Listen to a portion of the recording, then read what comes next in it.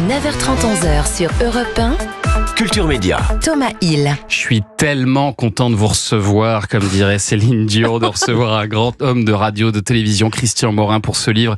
J'ai tant de choses à vous raconter. Et alors d'ailleurs, Céline Dion, vous en parlez dans ce livre, parce que vous avez grillé la politesse à Michel Drucker. Oh, c'est pas griller la politesse, c'est un concours de circonstances en quelque sorte, puisque elle représentait la Suisse pour le prix Eurovision, et le producteur de l'émission de télé que j'ai animé, que j'ai présenté un show de télévision en Suisse pendant 5 ans, Alain Morisot, qui était très connu au Canada, me dit, écoute, il y a quelqu'un qui va venir, qui nous représente, qui chante merveilleusement bien, elle a 14 ans, Céline Dion, et on l'a reçue 8 jours avant qu'elle ne soit chez Michel Drucker, mais on l'a su davantage avec Michel Drucker, qui avait quand même une zone d'écoute plus large que l'émission que je présentais en Suisse.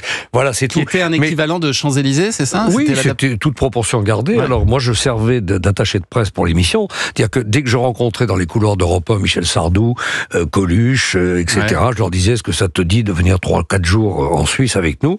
Donc on les invitait, on s'organisait, et le plateau, ça marchait très très bien. Hein. Et donc Céline est arrivée, et dans l'interview qu'on peut voir sur YouTube, elle a déjà une espèce d'aplomb adorable d'une gamine de 14 ans, mais déjà la voix était quand même très très bien installée. Là, il y avait toute la famille, sa maman était là, bien sûr. Et alors c'est lors du tournage de la dernière de cette émission que le mari de Sylvie Vartan, Tony Scotti, vous parle du projet de son compatriote Silvio Berlusconi de lancer en France une nouvelle chaîne, la 5.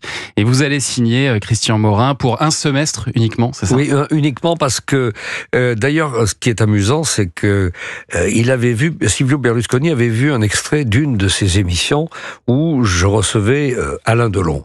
Et je me souviens, Silvio Berlusconi avait déjà l'œil sur l'esthétique de la télévision. Il dit, je ne comprends pas, vous êtes en France et l'esthétique, il nous faisait travailler avec des micros HF. Ah oui. Pas micro en main. Il n'avait pas tort. Tellement, il me dit, et vous êtes beau, quand j'ai vu Alain Delon à la télévision, vous avez les micros qui vous bouffent la moitié du visage, et on ne les voit pas. C'était pas tout à fait faux. Donc, à la suite de ça, j'ai été contacté, et Tony m'en avait parlé, Tony Scotti, et Alain Delon j'ai vu Alain Delon pendant 4-5 mois à peu près, devait être, souvenez-vous, c'était le scandale de l'époque, les films allaient être coupés par la publicité. Aujourd'hui, c'est pratique, on va faire pipi, on prend une bière, on téléphone à quelqu'un, mais aujourd'hui, tout le monde s'en fout. Mais à l'époque, c'était un scandale. Donc, Berlusconi avait pensé à Alain Delon pour être le médiateur pour le cinéma français. Et puis Alain a laissé tomber ensuite dans la foulée. Et quand j'ai eu Alain au téléphone avant de partir pour Milan, il me dit, est-ce que tu as signé? Je dis non, je signe demain. Je signe pour 6 mois. Pour l'instant, il me dit, ne signe que pour 6 mois. Il me dit, quand ils vont s'installer en France, il y a trop de politique entre Cacchi et Mitterrand. Ça durera 2 ans, 2 ans et demi, ça va se casser la gueule. Ah, il avait senti le truc. Il s'était pas trompé. On parlait d'énormes chèques à l'époque, c'était le cas. Oui, on était très bien payés, mais c'était pas un énorme chèque. Et que Michel Drucker parle de Ferrari, lui. Mais enfin, il avait une autre notoriété que la mienne à l'époque. Donc, on lui a peut-être proposé une Ferrari. Et alors, c'est vous, Christian Morin, qui allez présenter, aux côtés de Roger Zabel, la gigantesque émission de lancement de la 5. C'était le 22 février 1986.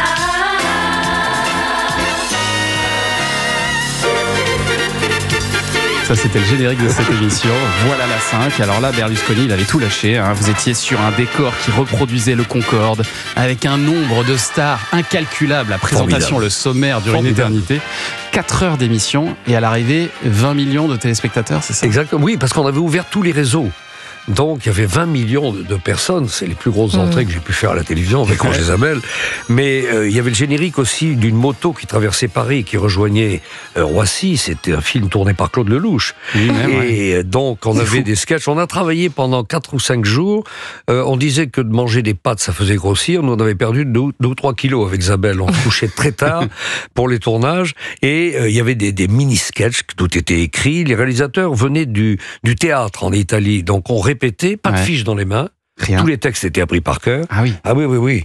C'est un très bon apprentissage. J'ai senti en voyant les images un petit stress sur le début. Ah ben évidemment. Justement, mais comme on n'avait pas de micro dans les mains, les micros HF, on croisait nos mains comme ça. Les journalistes disaient ils savent pas quoi foutre de leurs mains.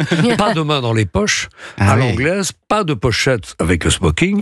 Et puis, c'est là que j'ai eu un sketch à faire avec une délicieuse comédienne italienne, Ornella Muti. On faisait des photos et les journalistes, il y avait son mari qui était un footballeur à l'époque, très connu en Italie, un peu jaloux, qui nous surveillait, mais très gentil. Et on me disait, mais qu'est-ce que tu racontes? Vous n'arrêtez pas de parler. Et en fait, j'ai dit, on parle de cuisine. Tu nous racontes des conneries. Non, on parle de cuisine. Et parce que Ornella Muti me dit, bon, vous savez, j'adore la cuisine française et j'ai les problèmes quand je tourne en France, je viens toujours avec la bascule parce que il faut pas que je prenne les poids.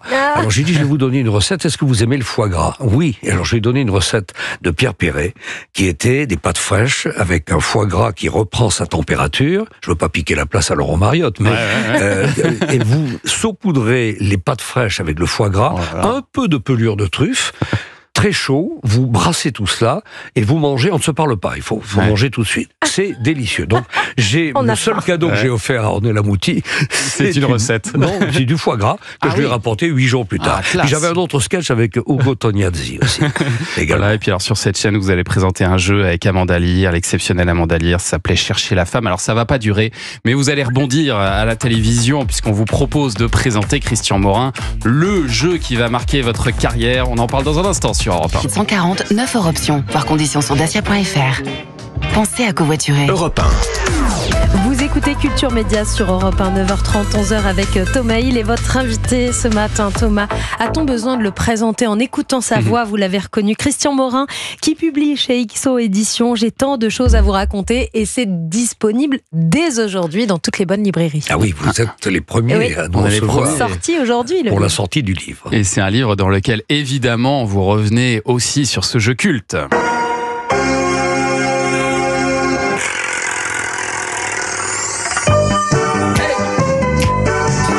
Générique signé d'un autre auditeur de Culture Média, Gérard Policino. Oui, il faut le rappeler, parce que Gérard, que j'aime beaucoup, que je salue si toutefois il nous écoute. Grand réalisateur de télé. Un très grand réalisateur. Ouais. Il l'a prouvé déjà avec Taratata et d'autres émissions de variété. Ouais. Très très grand réalisateur. Et alors La Roue de la Fortune avec Annie Pujol, tous les soirs, 19h30 sur TF1. Et vous racontez que votre ami Jacques Chancel, comme beaucoup d'autres, vous disent au début que c'est pas du tout une bonne idée d'aller faire un jeu. Qu'est-ce que vous allez faire là-dedans? Non, c'était très marrant, parce que on disait, mais pour ton image, tu fais de la musique, tu fais du dessin. J'avais beaucoup travaillé avec Chancel sur des projets différents, avec Marcel Julien aussi.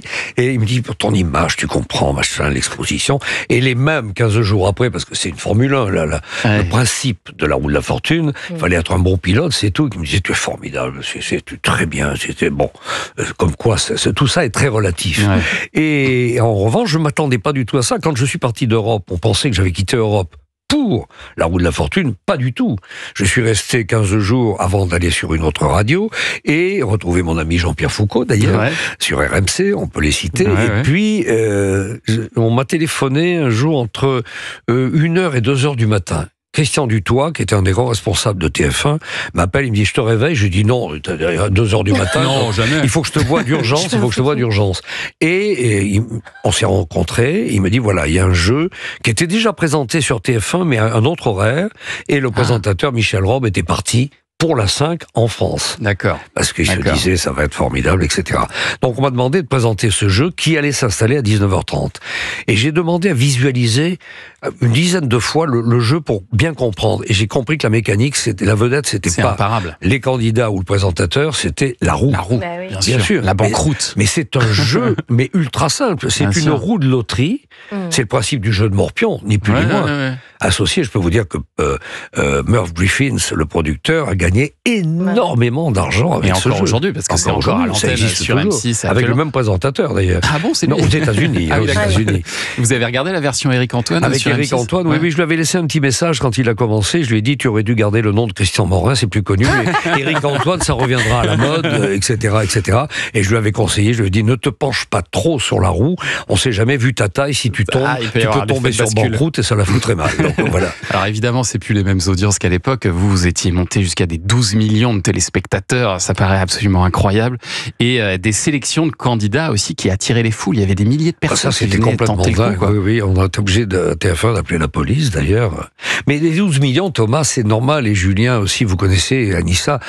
Il faut quand même revenir à l'époque à laquelle ça se passait. Il y avait Canal qui était payant. La 5 commençait à se casser un petit peu la figure. Il y avait la 1, la 2 et la 3. Et quand on allumait le poste de télévision, ça s'allumait sur la 1. Et il n'y avait pas un avantage beaucoup énorme, de télécommandes. Donc c'était déjà un gros avantage. Et à 19h30, c'est vrai que quand vous pensez 11, 12, 13 millions de personnes, surtout la période qui allait d'octobre à début mars à peu près, l'hiver, quand il commence à faire nuit dès 17h, 17h30. Donc les gens rentraient chez eux. Et il y avait cette roue de la fortune. Et moi, j'avoue que je suis assez nostalgique de cette époque où tout le monde regardait un petit peu la même chose. Et on pouvait en parler le lendemain et on avait tous ça en commun. Et alors, à la même époque, il y avait deux autres jeux qui cartonnaient sur TF1. C'était La Famille en or, animé par Patrick Roy, et Le Juste Prix de Philippe Risoli. Et la grande prêtresse des variétés de l'époque, Dominique Cancien, a eu la bonne idée de vous réunir tous les trois en prime. Ça s'appellera Succès Fou. Et là, vous vous êtes régalés parce que vous allez montrer aussi vos talents de comédien, de clarinettiste. Vous allez montrer tout ça, Christian Morin. Oui, on s'est amusé beaucoup parce qu'on travaillait, on n'était pas dans les sketchs que l'on faisait, on n'avait pas la prétention d'être ni les inconnus, ni les nuls, qui avaient beaucoup plus de talent que nous, mais on s'amusait beaucoup. Il y avait un grand réalisateur qui malheureusement nous a quittés il y a peu, c'est Gilles Amado qui réalisait. Alors on avait une préparation, il y a beaucoup de travail, c'était monté dans la nuit du vendredi au samedi pour la diffusion, et c'était vraiment une très bonne émission, encore une idée de Guy Lux. Qui a duré quelques années. Ah oui, c'est encore Guy Lux, ça. Ouais. C'est nous qui avons voulu mettre fin à l'émission parce qu'on sentait qu'il y avait une lassitude. TF1 n'était pas tout à fait d'accord, mais je pense qu'il y aurait eu une certaine érosion. Et cette émission, elle vous avait rendu plus humain, plus accessible. En fait, vous étiez chacun des immenses stars dans vos jeux télé qui paraissaient inaccessibles. Imaginez croiser Christian Morin dans la rue, ça paraissait. Et tous les trois ensemble à faire des sketchs, et ben ça vous a rendu très humain et très accessible auprès du public. C'était très sympa avec Philippe, et il y a quelqu'un qui nous a quittés tellement trop tôt. Je me souviens d'ailleurs d'un dîner après une émission où Patrick Roy me disait, non, Dieu, il me dit, tu te rends compte, je vais avoir 40 ans l'année prochaine, c'est terrible. Il avait l'impression d'être vieux, et malheureusement, l'année de ses 40 ans, il est parti. C'était un type formidable. Je l'avais connu avec Jean-Pierre Foucault à RMC, et moi j'adorais lui raconter des conneries parce que j'adorais le rire de Patrick Roy. Et Patrick était un homme très chaleureux qui ne changeait rien, il était tout à fait normal avec le public, et je crois que le public le ressentait beaucoup. Le public était très attaché à lui, effectivement. Et alors, au bout de 5 ans de Roue de la Fortune, le patron des programmes de TF1, Étienne Moujotte, a eu envie de renouveau, en fait. Et puis je crois, vous le dites aussi dans votre livre, Christian Morin, que De Chavannes voulait le créneau. De Chavannes voulait absolument le créneau, et j'avais dit à Moujotte, descendez avec ou sans moi la Roue de la Fortune, mettez-le en locomotive avant De Chavannes à 18h30, et ils l'ont mis à midi, et forcément le jeu s'est cassé la gueule. C'est tout à fait logique. Vous prenez une pièce de théâtre avec Arditi qui fait toujours des entrées formidables, comme actuellement là, au théâtre à Paris, vous prenez la même pièce, vous la mettez à 18h30 à Nanterre, par exemple, ou en banlieue, ça fera pas les mêmes entrées. C'est normal. Mais voilà, j'avais un problème, c'est qu'au bout de 5 ans de Roue de la Fortune, on drainait une clientèle qui, pour les publicitaires, commençait à être une clientèle, entre guillemets, un peu vieille. Il fallait donc rajeunir. C'est des problèmes de publicité qui sont tout à fait logiques. Enfin, pendant les 5 ans que la Roue de la Fortune a existé pour moi, on s'est bien amusé. Ça a vraiment marqué les gens. Ma complice, Annie Pujol, dans cette aventure. Et alors, vous partez ensuite quelques temps sur France 2 avant de refermer donc ce chapitre télé, et puis vous a donné à une autre de vos nombreuses passions, la comédie, parce qu'après vous avez fait beaucoup de comédie, vous êtes allé beaucoup sur scène aussi. Tout à fait. Alors le théâtre, juste une petite parenthèse pour vous dire que quand j'ai rejoint France Télévisions, il y avait encore Hervé Bourges qui avait rejoint la direction de France Télévisions. Je l'avais eu comme patron à RMC, ce qui était amusant, avec Jean-Pierre Foucault. C'est la dernière fois que vous citez RMC, là vraiment. Oui, c'est vrai, pardon. RMC, concurrence, néanmoins ami, comme bien on sûr, dit. bien sûr. Et donc, Hervé Bourges m'avait dit, ce serait bien, Christian, si je pouvais récupérer. C'est lui qui avait apporté la roue de la fortune sur TF1. Il m'a dit, j'aimerais bien récupérer les droits de la roue de la fortune, les piquer à TF1 pour la mettre avec vous sur France Télévisions. Donc, ça ne s'est pas fait, malheureusement. Et vous avez fait un autre jeu, un peu genre la tête et les jambes. Oui, ça c'était complètement loupé. Alors un truc. Non, la tête et les jambes, ça marchait pas trop mal avec Sandrine Dominguez. Mais il y a un jeu, le dernier jeu que j'ai fait, Combien tu paries, c'était une idée complètement loupé. Là, ça s'est terminé en autre boudin. Non, c'était du Guilux aussi, ça? C'est une idée de Guilux. On comprenait rien. Massimo Manganaro, l'italien, il disait, mais je comprends pas les règles de qu'est-ce qu'il voulait dire Guilux? Moi-même, je ne comprenais pas ce que j'avais expliqué aux gens. Enfin, bref. Et les idées de Guilux, de temps en temps, on peut s'y perdre un peu. Il y en a eu des tellement bonnes. Très bonnes choses, cependant, oui. J'ai tant de choses à vous raconter. C'est le livre de Christian Morin, publié chez XO, disponible aujourd'hui. On va continuer à en parler. On va parler évidemment de vos années Europe 1 dans un instant.